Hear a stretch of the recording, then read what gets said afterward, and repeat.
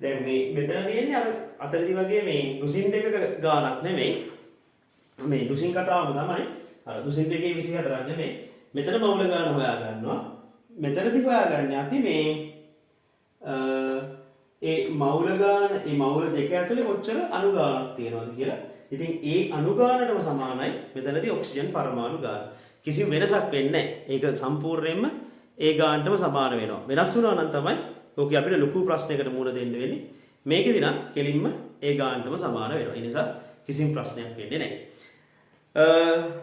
ජලාණු සුවිශේෂී ගුණ අන්තර් අණු ආකර්ෂණ නිසා ලැබිලා තියෙන සුවිශේෂී ගුණයක් තමයි ජලාණු වලට මොනවද?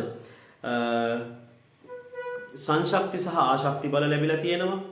ඊට පස්සේ ද්‍රවීයතාව නිසා නේද?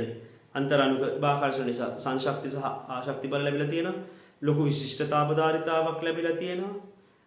කාම රුෂ්ණත්වයේදී ද්‍රව අවස්ථාවේ තියෙනවා. ඔය වගේ ලක්ෂණ ටිකක්. රූපයේ දැක්වෙන්නේ දුම්රිය හරස් මාර්ගයක් යොදා ඇති සැහැල්ලු දණ්ඩක් සහිත ආරක්ෂක ගේට්ටුවකි. තන්තුවෙන් පහළට අදින විට ගේට්ටුව වැසෙන අතර තන්තුව ඇටහැරිය විට ගේට්ටුව විවෘත වේ. කිලෝග්‍රෑම් 10ක ස්කන්ධයක් මගින් විවර්තනය වන ලක්ෂයක් වටා ඇති බලපූර්ණය සොයන්න.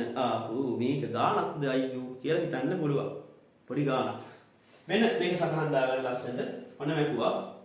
මතකයි මවුල ගාන හෙව්වා අණු ගණන හෙව්වා අවගාඩ්‍රෝ සංඛ්‍යාවෙන් හොයලා ඒ අණුවකට ඔක්සිජන් පරමාණු කොච්චරක් තියෙනවද? එකයි. ඉතින් ඒ නිසා ආයි අමුතුවෙන් ගුණ කරන්න දෙන්නේ. බැරි වෙලාවත් මේක හයිඩ්‍රජන් හවනම් කීයෙන් ගුණ කරන්න වෙනවද? දෙකෙන් ගුණ කරන්න වෙනවා. ඔය විදිහට ඒ කොටස අවසන් වෙනවා. අවසන් ප්‍රශ්නේ අවසන් ගාන B කොටස කිලෝග්‍රෑම් 10ක් වගේ විවර්තිත ලක්ෂණයට ඇති කරන ගූර්ණය. අම්මෝ විවර්තිත ලක්ෂණය වටා මේ පිටිපස්සෙන් තියෙන මෙන්න මේ පැත්තෙන් තියෙන්නේ කිලෝග්‍රෑම් 10.4යි. ලොකු අගයක් එන්නේ නැති වුණාට ගාන බාරයි.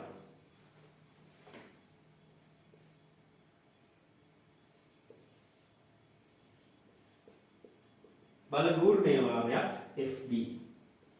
බලය කිලෝග්‍රෑම් 10යි. එයා නිව්ටන් කරන්නේ කීයෙන් වැඩි කරනවද? 10න් වැඩි කරනවා ගුරුත්වය ත්වරණේ. ඕනනම් අපිට ඒක වෙනම හදාගෙන ඉන්න පුළුවන්. බලය W සමානයි මොන Gද? mg කියලා දාගෙන කිලෝග්‍රෑම් 10යි 100යි නිව්ටන් කියලා ඔයාලට හොයාගෙන ඉන්න පුළුවන්. මේක කලින් හදාගන්න ඕනි කොටසක්. මේකට එන්න කලින්. ඔන්න මෙතන ඔන්න දැන් අපි එකක් හොයමු නේද කොහොම? ලස්සනට හදමුකෝ ආයෙ මොකටද? B කොටසේ බර W සමානයි mg. කිලෝග්‍රෑම් 10යි. ගුරුත්වය ත්වරණය දීලා නැතත් අපි 10යි කියලා ගන්නවා. 10 වරක් 10 100යි. මොනටද? නිව්ටන්. ඊට පස්සේ ගූර්ණය.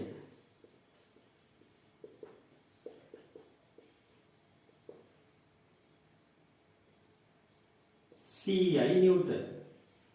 D ගුරුත්වය ත්වරණය මේ දුර 0.4යි. 400යිද නැහැ. 400යි දශම ස්ථානයක් ආවහම මෙහිට ආපහු මීටර් 40යි නිව්ටන් මීටර්. ලොකු ටෝක් එකක්. ගේට්ටුවක් වැසීම සඳහා තන්තුව මත යෙදිය යුතු අවම බලය. ගේට්ටුව වහන්න මේ තන්තුව මත යොදන්න ඕනේ අවම බලය. හරි. එහෙනම් මේ ගූර්ණය සම්මාන කරන්න ඕනේ. වාමාවර්ත ගූර්ණය සමාන වෙන්න ඕනේ දක්ෂිනාවර්ත ගූර්ණය.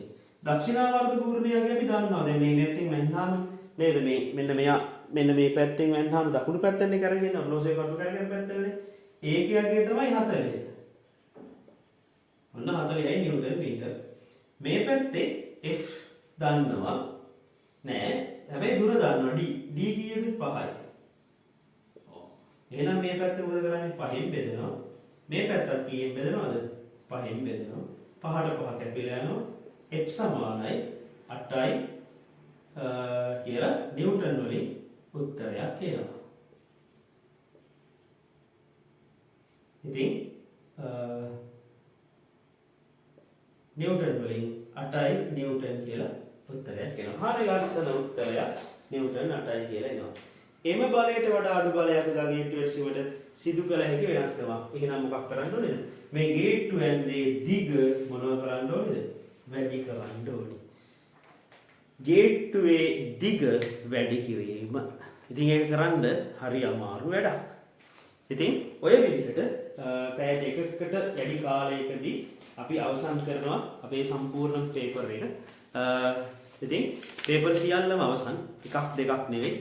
ඉතින් හෙට විභාගයේ හරියට ලියන්න හැමෝටම හොඳට වැඩ ටික කරගන්න හැකියාව ලැබෙන්න ඕනේ. ඉතින් ඒ වගේම මතක් කරන්න තියෙන්නේ මොනවා හරි බැරි දෙයක් තිබ්බොත් වීඩියෝ එකකින් පස්සේ හරිය නැත්නම් කොයි වෙලේක හරි ඔයාලට පුළුවන් වෙලාවක අනිවාර්යෙන් මැසේජ් එකක් දාන්න. ඔයාලට මේ වැඩේ ගොඩ දාගන්න මම සම්පූර්ණ සහයෝගය ලබා දෙනවා. ඉතින් විභාගය ලියලා සිකුරාදා එන්න පන්තියටත් මේ ප්‍රශ්නයක් නැහැ. හම්බෙමු පන්තියේදී. හම්බෙලා කතා කරමු පේපර් එක ගැන. මේ පාර ඔය විදිහට තමයි පේපර් එකේ අපේ දකුණු පළාත් පේපර් එක හැදලා තිබ්බේ. ඉතින් දකුණු පළාත් පේපර් එකේ සාකච්ඡාව සම්පූර්ණයෙන්ම මෙතකින් අවසන් වෙනවා. ඉතින් එහෙමනම් හැමෝටම සුබ රාත්‍රියක් උදේ. කතන්දරේ අවසන් ආයිබෝවන්.